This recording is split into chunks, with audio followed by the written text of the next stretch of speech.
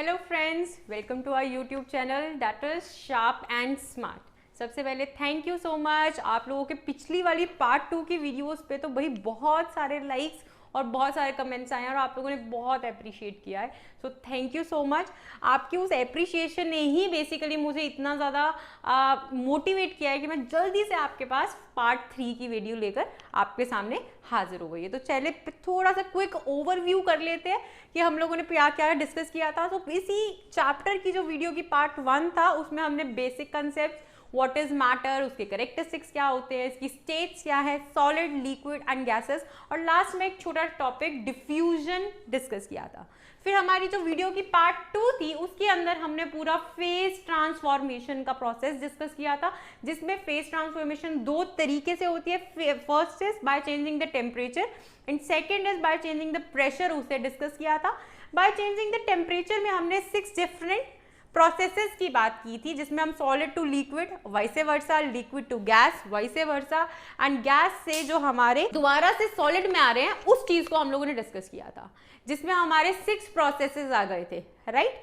अब इसमें मैंने जब पिछली वीडियो डाली तो उसमें कुछ बच्चों के एक छोटा सा डाउट आ रहा था कि मैम सबलाइम और सब्लिमेट क्या है। हमारी बुक्स में ये 2 वर्ड लिखे हुए हैं सब्लिमेशन के जो प्रोसेस के साथ। सो फर्स्ट ऑफ ऑल मैं रिपीट कर देती हूँ, सब्लिमेशन क्या था। सब्लिमेशन वो प्रोसेस था जिसमें हम सॉलिड से डायरेक्टली गैस में कन्वर्ट हो रहे थे। ये हमारे कैम्फर का और नेफ्थलीन बॉल्स का मैंने आपको एग्जाम्पल दिया था, right. Camphor and naphthalene balls की वो कैसे डायरेक्टली ट्रांसफर हो जाती हैं हमारे वेपर्स में, तो उस प्रोसेस को हम लोग बोलते हैं sublimation. The process in which the solid directly transfers to gases without getting intermediately transferred into the liquid state or without transferring into intermediate state is known as sublimation. अब हमारे जो 2 टर्मिनोलॉजीज हैं सबलाइन and sublimate, वो इसी से related है, कुछ नहीं है, बहुत ही इजी है, बस सुनने में थोड़े बड़े बड़े वर्ड्स लगते हैं। तो सबलाइन क्या है, right. The substance which goes through the process of sublimation, वो सब्सटेंस जो सब्लिमेशन के प्रोसेस से गो थ्रू होता है उसको हम बेसिकली बोल देते हैं सबलाइन। एंड सब्लिमेट वो चीज है, एंड में वो प्रोडक्ट है जो हमारे पास ऑब्टेन्ड होता है when we are doing what deposition, जब हम वेपर से दोबारा से अपने सॉलिड स्टेट में कन्वर्ट करते हैं तो जो हमारे पास एक सब्सटेंस ऑब्टेन होता है उसको हम लोग बोल देते हैं सब्लिमेट, राइट। कि हमारा डेपोजिशन का जो प्रोसेस हो गया है या डी सब्लिमेशन का जो प्रोसेस, कई बुक्स में डी सब्लिमेशन भी लिखा है, वो प्रोसेस होने के बाद जो हमारे पास बाय प्रोडक्ट ऑब्टेन हुआ है, जो सॉलिड ऑब्टेन हुआ है, वो है हमारा sublimate. Now I hope so आपका जो ये डाउट था वो क्लियर हो गया होगा। और भी कोई डाउट है तो आप लिखकर डालते रहिए कमेंट सेक्शन में। मैं आगे भी एक डाउट सेक्शन की अलग से एक पूरी वीडियो भी बना दूंगी, उसमें आपके बाकी सारे डाउट्स भी क्लियर कर देंगे। तो लास्ट टाइम मैंने आपको लास्ट जो पार्ट 2 की वीडियो थी हम लोगों ने फेज ट्रांसफॉर्मेशन का कंसेप्ट पूरा कर दिया था। उसके बाद जो हमारा कंसेप्ट रहता है, जो मैंने आपको कहा था कि भाई बहुत ही इजी है लेकिन बच्चों को सुनने में ही बस डिफिकल्ट लगता है, ऐसे है तो बहुत ही गंदा सा कंसेप्ट, तो गंदा तो नहीं मतलब ऐसे बहुत ही इजी सा बच्चों टाइप का कंसेप्ट है, वो है लेटेंट हीट। लेटेंट हीट मैं आपको सबसे पहले एक चीज बता देना चाहती हूँ, आप लोगों को पता होगा 2023 में आपकी जो साइंस मैथ्स पूरी 9th स्टैंडर्ड की, 8th स्टैंडर्ड की सारी जो सीबीएसई की बुक्स हैं वो रिवाइज हुई हैं। तो ये जो लेटेंट हीट का कंसेप्ट है ये आपकी 2023 की बुक्स में नहीं है, बट फिर भी this concept is actually related to your phase transformation only. तो मैं करवा रही हूँ आपकी एक्स्ट्रा नॉलेज के लिए। जिन बच्चों को ये कंसेप्ट नहीं करना है या सिर्फ सीबीएसई को ही जो बच्चे फॉलो करना चाहते हैं वो इस सब पूरे कॉन्सेप्ट को स्किप कर सकते हैं। इसके बाद मैं जो आपको इवेपोरेशन का कंसेप्ट समझाऊंगी वो आपकी बुक्स में है, वो आपको करना है। तो इतना छोटा सा 10 मिनट का कंसेप्ट आप स्किप करके इसके आगे बढ़ सकते हैं, लेकिन बहुत ही अच्छा होगा अगर आप इस कंसेप्ट को सुन लें। देखने में सुनने में वर्ड ही मुश्किल लग रहा है, अदरवाइज बहुत ही ज्यादा इजी कंसेप्ट है ये आपका, राइट। अब सबसे पहले हम लोग समझते हैं कि भाई जब हमें ये लेटेंट वर्ड ही है ना, यही कंसेप्ट को मुश्किल लगवा देता है, बिकॉज मोस्टली बच्चों को इस लेटेंट वर्ड का मतलब नहीं पता होता है। तो सबसे पहले हम इस लेटेंट वर्ड का मतलब समझते हैं। हीट तो समझ में आ ही गया हमें क्या है, राइट। तो लेटेंट का वर्ड है, अगर सिंपल वर्ड में बोलूं तो आप हिडन वर्ड यूज कर सकते हो।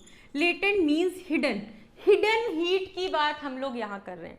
या फिर हम लोग इंग्लिश के डेफिनेशन के हिसाब से अगर हम जाएं तो latent is something which exist, जो कुछ है ऐसा जो एग्जिस्ट करता है बट हमें पता नहीं होता है उसके बारे में, राइट। तो हिडन वर्ड्स के हिसाब से हम लोग चलते हैं। तो थोड़ा सा रिवाइज बैक करके पीछे चलते हैं। मैंने आपको बोला था कि ठीक है, हम पानी को बॉईल कर रहे हैं, बॉईल करते जा रहे हैं, राइट। फिर एक टेम्परेचर पे वो ऐसा रीच करेगा जिसके बाद वो अपने वेपर स्टेट में कन्वर्ट होना, मतलब लिक्विड से गैसियस स्टेट में कन्वर्ट होना शुरू हो जाएगा। और मैंने आपको ये भी बोला था कि उस टाइम पर जब वो लिक्विड से गैस में कन्वर्ट हो रहा होता है तो उसका टेम्परेचर नहीं बढ़ता है। ये एक्सपेरिमेंट करके देखना, मैंने आपको पार्ट 2 की वीडियो में बोला था कि नहीं बोला था, राइट। तो उसी एक्सपेरिमेंट से बेसिकली, वो एक्सपेरिमेंट मैंने आपको इसी कंसेप्ट के पास लाने के लिए बोला था। तो होता क्या है, हमने पानी बॉईल पे रखा, पहले तो आप देखोगे अगर उसमें थर्मोमीटर डाल के देखोगे तो भाई उसका टेम्परेचर बढ़ रहा है 70, 80, 90, फिर एक पॉइंट आता है जब वो 100 हो जाता है। 100 डिग्री पे क्या होता है, जो आपका लिक्विड है वो वेपर्स में कन्वर्ट होना शुरू हो जाता है। उसके बाद अगर आप थर्मोमीटर डाल के रखोगे उस पानी में तो आप देखोगे कि उस पानी का टेम्परेचर नहीं बढ़ रहा है। अब भाई हम तो हीट दे रहे हैं तो टेम्परेचर कैसे नहीं बढ़ रहा है? हम हीट देते तो टेम्परेचर तो बढ़ना चाहिए ना, क्यों नहीं बढ़ रहा है भाई वो? और वो जो हम इतनी हीट नीचे से दे रहे हैं फिर वो कहां जा रही है? बेसिकली वो हीट जो आपके उस वक्त टेम्परेचर को नहीं बढ़ा रही है, हिडन है, उसी हीट को हम लोग बोलते हैं लेटेंट हीट। अब होता क्या है, अब हम थोड़ा और डिटेल में जाके समझते हैं। थोड़ा सा रेपिटेशन है, पिछले वाले में भी मैंने आपको समझाया था, बट उसी के आगे ये कंसेप्ट रिलेटेड है। पानी को बॉईल किया, हीट दे रहे हैं, तो क्या हुआ, काइनेटिक एनर्जी उसकी बढ़ रही है। काइनेटिक एनर्जी बढ़ रही है तो मतलब पार्टिकल्स जोर जोर से वाइब्रेट करने लग गए हैं या मूव करने लग गए हैं। उस वाइब्रेशन की वजह से क्या हुआ है, जो हमारे जो लिक्विड है उसमें जो फोर्सेस ऑफ अट्रैक्शन है, एक पॉइंट ऐसा पहुंचता है जब वो इतना ज्यादा, हम जो इतनी सारी हीट दे रहे हैं वो इतनी ज्यादा एक्सेस हो चुकी है हीट, वो इतनी ज्यादा मूव करने लग गए हैं कि उनमें जो फोर्सेस ऑफ अट्रैक्शन वो टूटने में लग जाते हैं। तो वो पॉइंट पे, जिस पॉइंट पे वो फोर्सेस ऑफ अट्रैक्शन टूटने में लग जाती है, हमारी हीट टेम्परेचर बढ़ा लिया, जितना मैक्सिमम वो मूव कर सकते थे अब वो मूव कर रहे हैं। लेकिन अब राइट नाउ क्या हो गया है कि वो जो ये हीट है वो हीट किस लिए यूज हो रही है, उसके फोर्सेस ऑफ अट्रैक्शन को तोड़ने में यूज हो रही है, इसीलिए टेम्परेचर नहीं बढ़ रहा है। पहले जब हम हीट दे रहे थे उससे क्या हो रहा था, टेम्परेचर राइज हो रहा था। अब जब वो 100 डिग्री सेल्सियस पे पहुंच गई है, अब जो हम हीट दे रहे हैं वो किस लिए यूज हो रही है, वो उसके फोर्सेस ऑफ अट्रैक्शन को तोड़ने में यूज हो रही है, और उसी हीट को हम लोग बोलते हैं लेटेंट हीट। तो हम लेटेंट हीट की ये भी डेफिनेशन बोल सकते हैं, the hidden heat which is used to break the forces of attraction between the particles of matter is known as the latent heat, right. वो हीट जो किसी भी मैटर के पार्टिकल्स में जो फोर्स ऑफ अट्रैक्शन है उसे तोड़ने के लिए यूज होती है, उसे हम लोग क्या बोलते हैं, हमारी लेटेंट हीट। अभी मैंने तो आपको बॉइलिंग का एग्जांपल दिया था, बट यही लेटेंट हीट मेल्टिंग में भी तो है, राइट। जब आइस से हमारा लिक्विड बन रहा है, आइस से हमारा वाटर बन रहा है, तब भी एक पॉइंट ऐसा आता है जब मेल्टिंग स्टार्ट हुई उसके बाद टेम्परेचर जो है आपका राइज करना बंद कर देता है, और वो जो हम हीट दे रहे होते हैं उस टाइम पर वो किस लिए यूज होती है, वो सॉलिड के फोर्सेस ऑफ अट्रैक्शन को तोड़ने में यूज होती है, right. So this is the concept of latent heat. भाई क्या हुआ, बात वही निकली ना कि खोदा पहाड़ निकली चूहिया। हमने सोचा था भाई पता ही नहीं क्या लेटेंट हीट का कंसेप्ट, और निकला क्या, इतना छोटा सा कंसेप्ट। तो अभी हमने बात की, तो हमारी जो लेटेंट हीट है बेसिकली दो तरह की होती है। First is latent heat of fusion and second is latent heat of vaporisation. Fusion से मैंने आपको बताया था, ये बेसिकली मेल्टिंग प्रोसेस की हम लोग यहाँ पे बात कर रहे हैं, और यहाँ पर हम लोग बात कर रहे हैं बॉइलिंग प्रोसेस की। अब इस कंसेप्ट को भाई सुनने में तो ऐसे बड़ा सा कंसेप्ट लग रहा है, इस कंसेप्ट को भी हम इजीली एक ग्राफ के थ्रू हम लोग अंडरस्टैंड करते हैं। चलो ग्राफ बनाते हैं।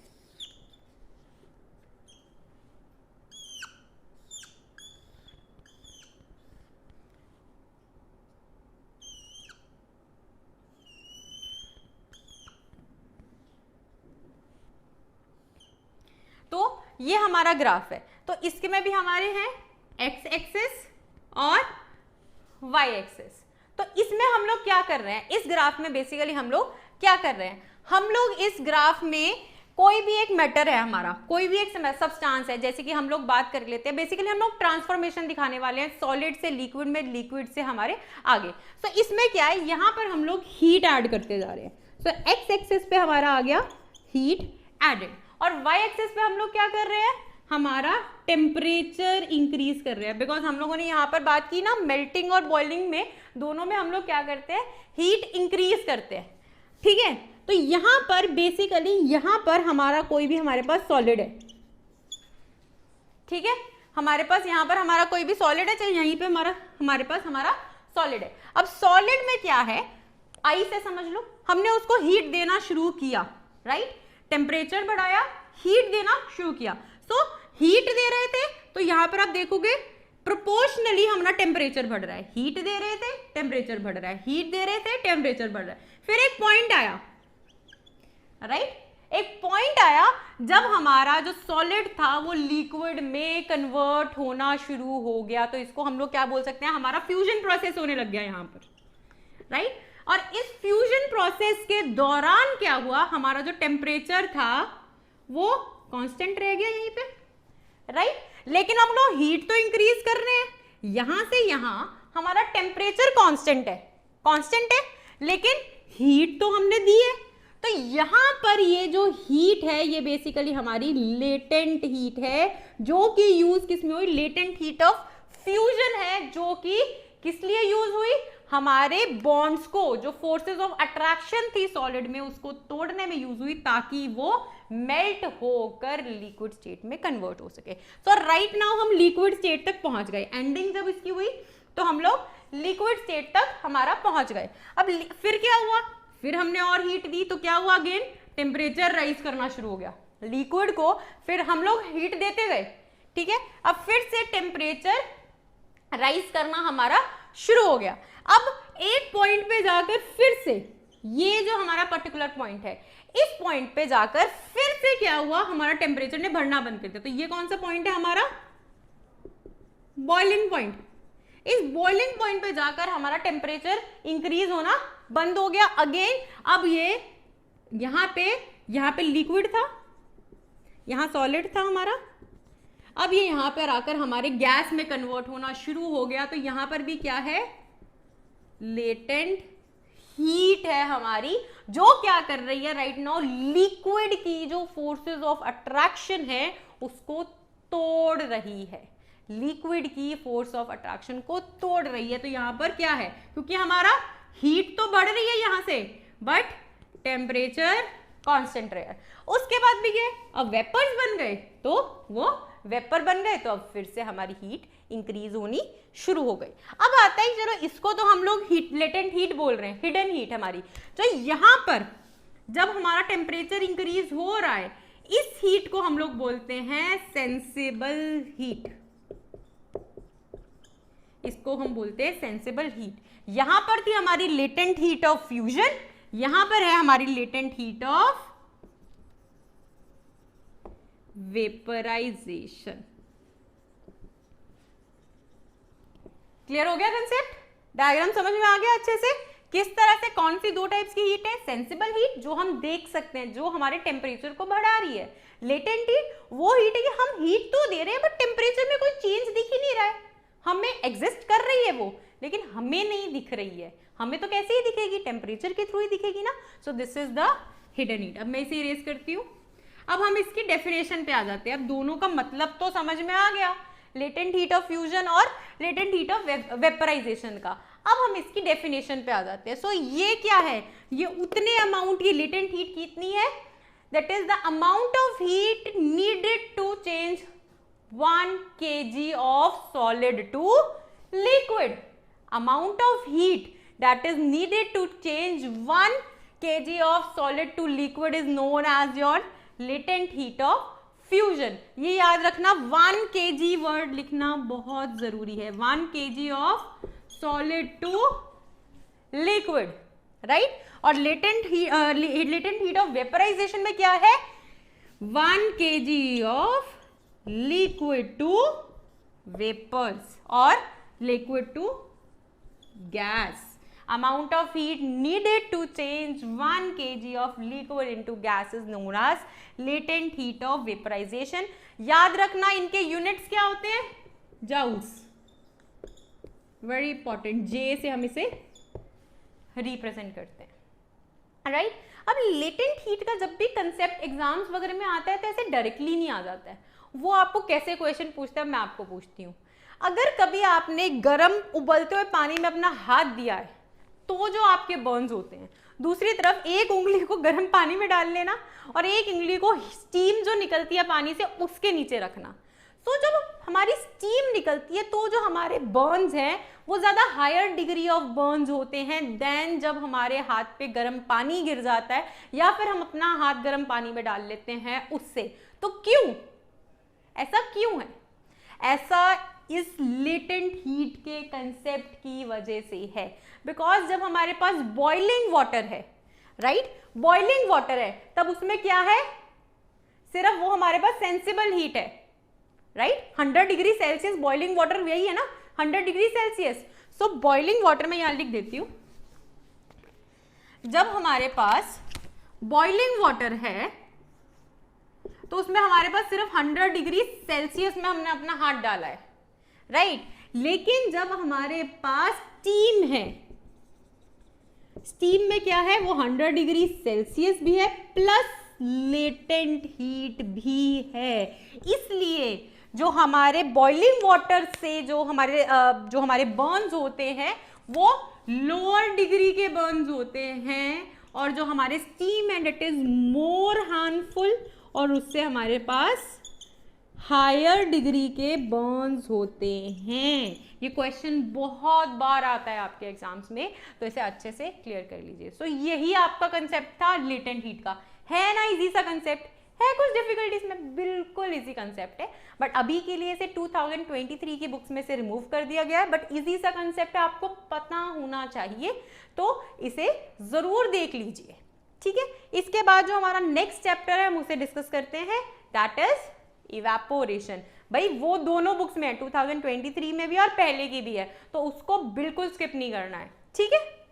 अब हमारा नेक्स्ट टॉपिक है इवेपोरेशन. मैं पहले ही बोल चुकी हूँ ये टॉपिक किसी ने भी मिस नहीं करना है बिकॉज ये हमारे 2023 की बुक्स में है, अवेलेबल है और बहुत ही इंपॉर्टेंट और इजी सा टॉपिक है evaporation.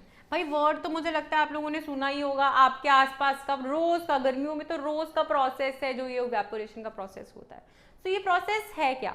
So evaporation is basically the process of, क्या होता है इसमें भी, हाँ, हमारा लिक्विड जो है हमारे वेपर्स में कन्वर्ट होता है. The process in which are liquid substance changes into vapours. But क्या चेंज है? Below the boiling point of water. हमारे जो बॉइलिंग पॉइंट है उससे नीचे ये वेपर्स में जो चेंज हो जाता है, और हम लोग ये भी कह सकते हैं हमारे रूम टेम्परेचर पे जो ये चेंज होता है उसको हम लोग बोलते हैं इवेपोरेशन. तो क्या है एक बार लिख देती हूँ, द प्रोसेस in which वही liquid changes into vapors, but क्या है इसमें? below the boiling point of water. Because हमने तो अभी तक यही पढ़ा था कि बॉइलिंग पॉइंट पे पहुंचने के बाद ही जो हमारे लिक्विड है वो वेपर बनना शुरू होते हैं, यही पढ़ा था ना. लेकिन इवेपोरेशन का जो प्रोसेस है बॉइलिंग पॉइंट से नीचे होता है, बॉइलिंग पॉइंट से बिलो पे ही. बॉइलिंग पॉइंट जैसे वाटर का अगर 100 डिग्री सेल्सियस है तो 100 डिग्री सेल्सियस से पहले ही जब लिक्विड हमारा वाटर हमारे वाटर वेपर्स में कन्वर्ट हो जाता है तो उस प्रोसेस को हम लोग बोलते हैं इवेपोरेशन. अब आपके घरों में कपड़े सूखते हैं, इवेपोरेशन. पसीना आता है आपका और वो उड़ जाता है, सूख जाता है थोड़ी देर में, वो इवेपोरेशन है. आप पोछा लगाकर अपना ये सरफेस छोड़ देते हो ना आपकी, राइट, घरों में, तो वो कैसे पोछा लगाने के बाद आपका जो फ्लोर है वो कैसे सूख जाता है, वो सूखता है इवेपोरेशन के थ्रू। तो चलो समझते हैं कि अब ये इवेपोरेशन होती कैसे, राइट। अगर हम बॉइलिंग की बात करें, जब हमने बॉइलिंग में बोला था तो हम हीट दे रहे थे, राइट। हीट की वजह से क्या था, जो पार्टिकल्स थे उनकी काइनेटिक एनर्जी बढ़ रही थी, काइनेटिक एनर्जी बढ़ रही थी तो वो मूव कर रहे थे। अब इसमें तो क्या हम कर रहे हैं कि भाई बिलो बॉइलिंग पॉइंट है, मतलब रूम टेम्परेचर हम मान लेते हैं। तो रूम टेम्परेचर पर भी जो कुछ पार्टिकल्स होते हैं मैटर के, वो मूव कर रहे होते हैं। Movement is very slow but yes they move, right. उस मूवमेंट की वजह से जो थोड़ी बहुत काइनेटिक एनर्जी प्रोड्यूस होती है वो धीरे धीरे वर्क करती है उस फोर्सेस ऑफ अट्रैक्शन को तोड़ने में, राइट। और इस प्रोसेस के लिए जो उन्हें हीट चाहिए होती है, खुद तो वो मूव कर ही रहे हैं, जो थोड़ी बहुत उन्हें हीट चाहिए होती है, वो हीट वो लेते हैं अपने सरफेस से, एनवायरमेंट से वो हीट ले लेते हैं, राइट। चलो एक एग्जाम्पल समझते हैं। भाई गर्मियों में बहुत पसीना आता है हमें, हर वक्त हम एसी में तो बैठ नहीं सकते हैं, तो हम घर से बाहर निकलते हैं, पसीना आता है, तो हमारे मम्मी पापा वो बोलते हैं ना, अच्छा पसीना आ गया, अभी बहुत ठंडक, थोड़ी तो ठंडा ठंडा फील होना शुरू होएगा। क्यों होएगा? इवेपोरेशन की वजह से। तो वो कैसे होता है भाई, आपके सपोज आपके हाथ पर पसीना आया, यहाँ पर पसीना आया, तो यहाँ पर आपके हाथ पर क्या है, यहाँ पर आपका ये ऐसे हाथ है, ठीक है, ये आपका ऐसे हाथ आ रहा है, तो यहाँ पर आपकी वाटर ड्रॉपलेट्स आ गए जिसकी वजह से पसीना आ गया। सो आसपास क्या है? एनवायरमेंट है, आसपास क्या है? हीट है। सो आपकी ये जो वाटर ड्रॉपलेट्स है ये थोड़ा थोड़ा थोड़ा थोड़ा थोड़ा थोड़ा मूव करने लग जाती है, राइट। मैंने बोला कि रूम टेम्परेचर पे भी थोड़ी थोड़ी तो मूव कर रही है, तो उनमें क्या है? काइनेटिक एनर्जी है। अब ज्यादा मूव करने के लिए और तेज मूव करने के लिए क्या है, ये जो आपका हाथ है ये भी तो गर्म है ना गर्मी में, इससे हीट ले लेती है ताकि जो इनकी जो मूवमेंट है ये और तेज हो जाए। इससे इन्होंने हीट ली तो मूवमेंट और तेज हो गई, और तेज हुई तो ये जो वाटर था ये धीरे धीरे लिक्विड में, हमारे वाटर वेपर्स में कन्वर्ट होके एनवायरमेंट के सराउंडिंग्स में आने लगा, राइट। इसी की वजह से जो आपका हाथ था, हाथ से तो उसने हीट ले ली ना, तो आपका जो हाथ है वो कूलिंग फील करने लगा। तो इवेपोरेशन कॉजेज कूलिंग। बॉइलिंग से कूलिंग होती है भाई? नहीं, लेकिन हमारी जो इवेपोरेशन है वो कूलिंग करता है। तो इसलिए गर्मियों में राहत जो हमें मिलती है गर्मी से, वो इस इवेपोरेशन प्रोसेस की वजह से मिलती है, बिकॉज हमें पसीना आता है, वो पसीना इवेपोरेट होने के लिए हमारी बॉडी से हीट ले लेता है, और उसकी वजह से जो हमारा सरफेस होता है, हमारी स्किन होती है, वो ठंडा ठंडा कूल फील करने लग जाती है, राइट। एक और चीज हम लोग गर्मियों में यूज करते हैं, मटके, अर्थन पोट्स, राइट। मिट्टी से बने हुए मटके यूज करते हैं। एक्सक्यूज माई ड्राइंग, कुछ ज्यादा सुंदर नहीं बनाई है मैंने, एक्सक्यूज माई ड्राइंग। तो इस तरह के हम लोग मटके यूज करते हैं। मम्मियाँ हमारी बोलती है ना कि फ्रिज का पानी कम पिया करो, मटके का पानी पिया करो, ये हेल्दी भी होता है और ठंडा भी होता है। भाई हम हमेशा सोचते हैं भाई फ्रिज में तो चलो मशीन लगी है उसकी वजह से वो ठंडा हो रहा है, भाई मटके में ऐसा कौन सी मशीन लगी है जिसकी वजह से पानी ठंडा हो रहा है, राइट। तो ये मटका भी कौन सा प्रोसेस फॉलो कर रहा है भाई? हमारे इवेपोरेशन का प्रोसेस हमारा ये मटका फॉलो कर रहा है, इवेपोरेशन। तो क्या होता है, मटका बना है मिट्टी का, तो इसके मटके में क्या होता है, यहाँ पर कुछ पोर्स होते हैं आपके मटके में ऑल अराउंड, राइट। हमने इसमें पानी भर दिया मटके में, राइट। ये है हमारा वाटर।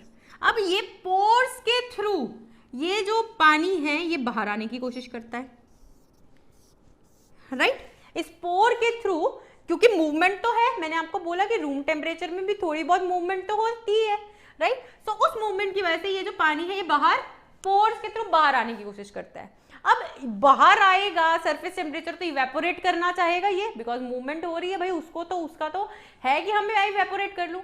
उस इवेपोरेशन के लिए वो एनर्जी कहां से लेगा? पहले एनर्जी कहां से मिल रही थी? हमारे हाथ में से। अब इसको एनर्जी चाहिए कहीं से तो चाहिए है ना, तो ये लेगा अंदर वाले पानी से, अपने अंदर वाले पानी से ये सारी हीट खींच लेगा, ताकि जो यहाँ पर सराउंडिंग्स में वाटर के पार्टिकल्स हैं जो पोर्स में है वो इवेपोरेट कर पाए। तो इसलिए उसने हीट ली अंदर से। सो हीट क्या हुई? अंदर से बाहर की तरफ यहाँ पे हीट गई, यहां से ये जो पोर्स में पानी था वो क्या कर गया? इवेपोरेट कर गया, और जो अंदर वाला पानी था जिससे उसने हीट ली थी वो पानी ठंडा हो गया। तो इसी तरीके से क्या होता रहता है, हमारा पानी ठंडा होता रहता है अर्थन पोर्ट में। समझ में आया आप लोगों को? क्लियर है कि ये इवेपोरेशन का प्रोसेस होता कैसे है? आई होप क्लियर हो। अब भाई एक क्वेश्चन आता है कि ठीक है, एक है इवेपोरेशन और एक है बॉइलिंग, इन दोनों में डिफरेंस क्या है भाई? इवेपोरेशन का भी प्रोसेस है हमारे पास और हमारे पास एक तरफ है बॉइलिंग का प्रोसेस। अब दोनों में क्या ही हो रहा है, लिक्विड से वेपर बन रहे हैं, तो फिर इन दोनों में डिफरेंस क्या है?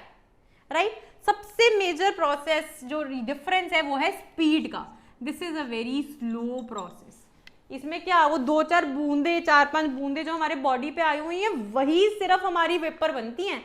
अगर हमें 1 किलो का पानी लेके, सॉरी 1 लीटर पानी ले लिया तो उसको हम वेपर नहीं बना सकते। So it is a very slow process, whereas boiling is a fast process. क्योंकि ये क्या है, अपने सराउंडिंग से हीट ले रहा है, वो उसको हम स्पेशली हीट प्रोवाइड कर रहे हैं। तो यही हमारा सेकेंड डिफरेंस भी हो गया, क्या कि ये जो हीट है अपने सराउंडिंग से ले लेता है और इसे special heat is provided. Right, ये जो है इवेपोरेशन कूलिंग इफेक्ट क्रिएट करती है।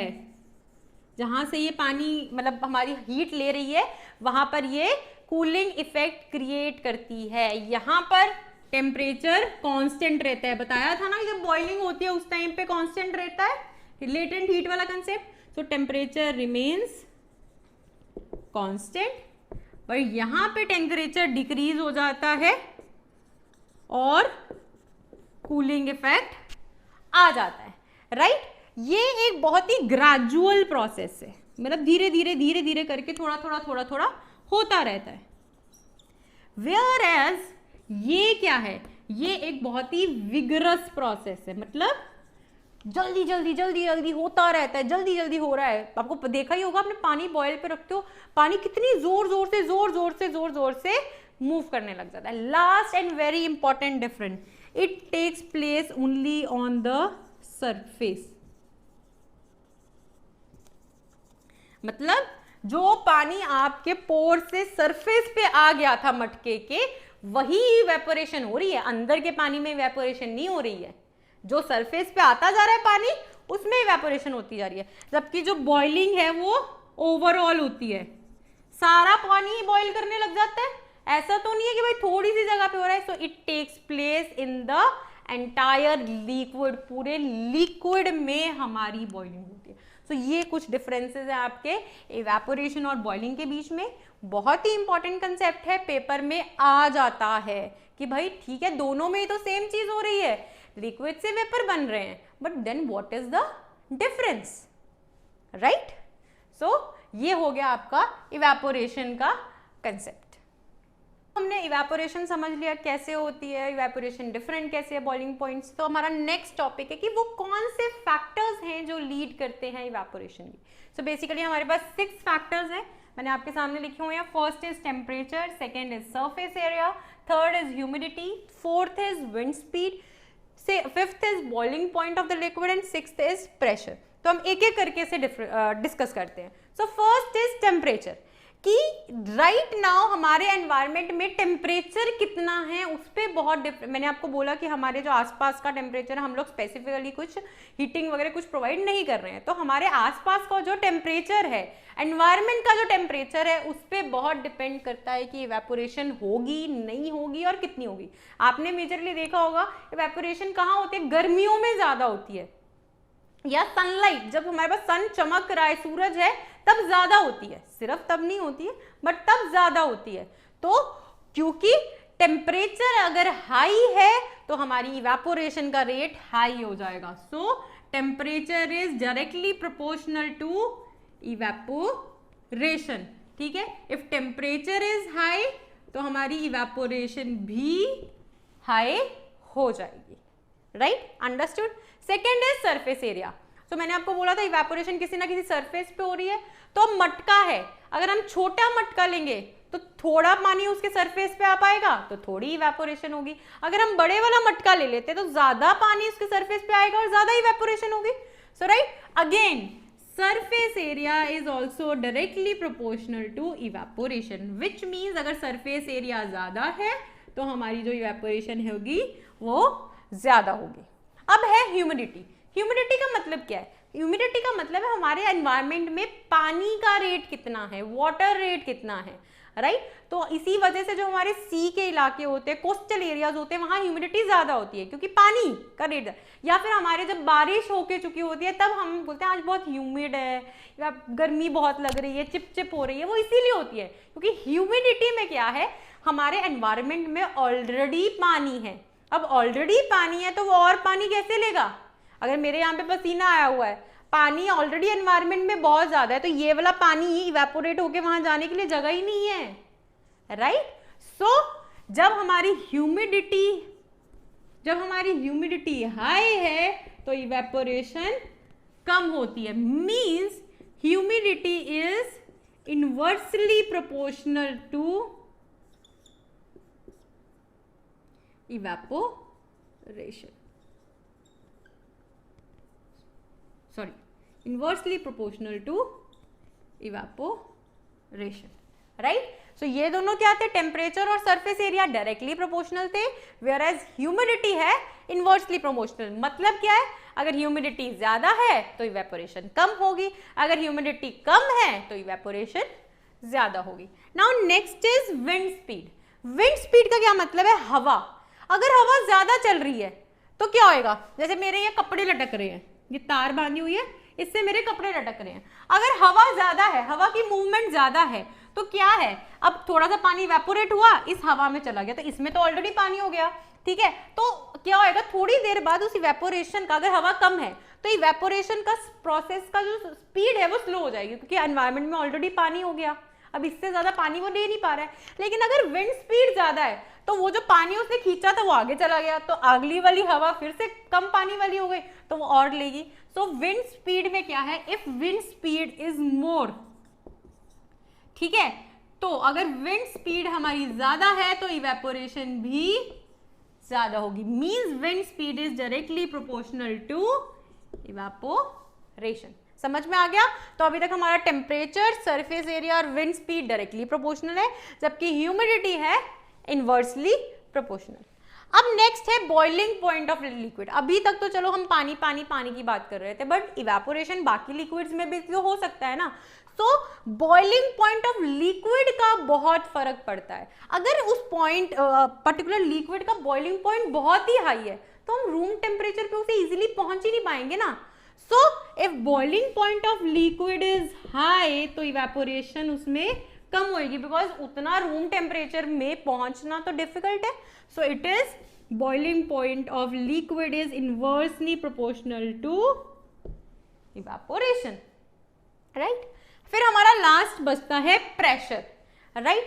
प्रेशर में हम लोग बेसिकली बात कर रहे हैं हमारे एटमॉस्फेरिक प्रेशर की। तो अगर हमारा एटमॉस्फेरिक प्रेशर ज्यादा है, एटमॉस्फेरिक प्रेशर ज्यादा है तो अगेन इवेपोरेशन कम होगी। प्रेशर ऑलरेडी ज्यादा है तो इवेपोरेशन कम होगी। So it is also inversely proportional to evaporation. So ये थे हमारे 6 फैक्टर्स जो इवेपोरेशन को अफेक्ट करते हैं, जिसमें से 3 टेम्परेचर, सरफेस एरिया और विंड स्पीड डायरेक्टली प्रोपोर्शनल है इवेपोरेशन से, और humidity, boiling point of liquid and pressure are inversely proportional, ठीक है। तो ये है हमारे 6 मेजर फैक्टर्स जो हमारे इवेपोरेशन को इफेक्ट करते हैं। तो यहीं पे हमारा इवेपोरेशन का जो टॉपिक है इस यूनिट का खत्म होता है। अब बस छोटा सा एक टॉपिक रह गया, आपके कुछ न्यूमेरिकल्स हैं, 2-3 बहुत ही इजी न्यूमेरिकल्स हैं, बस 5 मिनट का टॉपिक रह गया, वो करके हमारा जो यूनिट 1 है केमिस्ट्री का मैटर इन आवर सराउंडिंग्स वो खत्म हो जाएगा, राइट। तो जब तक मैं बोर्ड इरेज कर लेती हूँ, फिर हम न्यूमेरिकल्स कर लेते हैं। उसके लिए सारे नोटबुक्स निकाल लो, नोटबुक के साथ पेन और पेंसिल आपके पास होनी चाहिए।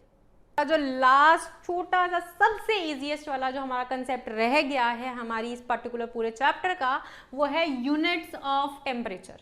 भाई हमें पता है नॉर्मल यूनिट जो हम लोग यूज करते हैं वो है degree Celsius and degree Fahrenheit, right, यही यूज करते हैं सेल्सियस एंड फॉरेनहाइट। लेकिन हमारे जो एसआई यूनिट है, एसआई यूनिट ऑफ टेम्परेचर है वो है केल्विन। केल्विन जिसको हम कैसे रिप्रेजेंट करते हैं, के से।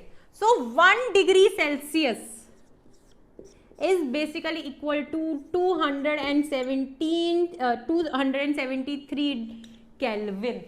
1 degree Celsius is equal to 273 degree Kelvin, right. So अगर उल्टा करना है, 1 Kelvin हो गया तो वो कितना हो गया, सेल्सियस प्लस 273। अगर हमें कन्वर्जन करने को आ जाती है कि हमें किसी भी सेल्सियस को, डिग्री सेल्सियस को केल्विन में कन्वर्ट करना है, तो क्या करना पड़ेगा, सेल्सियस में 273 प्लस कर देंगे तो वो हमारा केल्विन में चेंज हो जाएगा। So let's do few numericals, कुछ न्यूमेरिकल करें यहीं पर।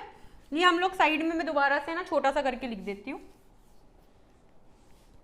Celsius is equal to 273 kelvin, so kelvin is equal to degree Celsius plus 273 degree 273। तो ये हो गए आपके फॉर्मूला। सपोज आपको पेपर में क्वेश्चन आ जाता है कि 25 डिग्री सेल्सियस को कन्वर्ट करो, convert to kelvin, right. So formula क्या है हमारे पास, kelvin is equal to degree Celsius plus 273। So ये क्या हो गया, 25 प्लस 273, तो ये कितना हो गया, करो प्लस फटाफट, कितना हो गया, 5 प्लस 3 8, 2 प्लस 7 9, तो ये हो गया हमारा 298 degree kelvin, right. So 25 degree Celsius is equal to 298 kelvin, right. तो ये हो गया conversion from Celsius to kelvin. ऐसे ही हमारे पास कन्वर्जन आ सकती है kelvin to Celsius also, kelvin to Celsius भी हमारी कन्वर्जन आ सकती है, राइट। सपोज हम लोग ले लेते हैं 300 केल्विन, हमारे पास 300 केल्विन हमें गिवन है, इसको हमें कन्वर्ट करना है, convert to Celsius, degree Celsius, right. तो कैसे करेंगे, हमारा फॉर्मूला क्या था, राइट, हमारा फॉर्मूला क्या कहता है, kelvin is equal to degree Celsius plus 273, right. Kelvins कितने हैं हमारे पास, 300, डिग्री सेल्सियस प्लस 273, तो डिग्री सेल्सियस कितने हो गए, 300 माइनस 273, तो ये कितना हो गया, 27 degree Celsius. So 27 degree Celsius is equal to 300 kelvin. है ना इजी क्वेश्चंस, राइट, इजी है ना ये क्वेश्चन, बिल्कुल इजी है, सिर्फ एक ये वाला formula, just remember this, kelvin is equal to degree Celsius plus 273, कि अगर केल्विन में चेंज करना है तो जितने भी डिग्री सेल्सियस है उसमें 273 प्लस कर दो, अगर डिग्री सेल्सियस में चेंज करना है तो उसको माइनस कर दो, राइट। बस यही था आपका last topic, that was units of temperature. इस टॉपिक के साथ ही हमारा जो पहला चैप्टर है केमिस्ट्री का, मैटर इन आवर सराउंडिंग्स, वो कंप्लीट होता है।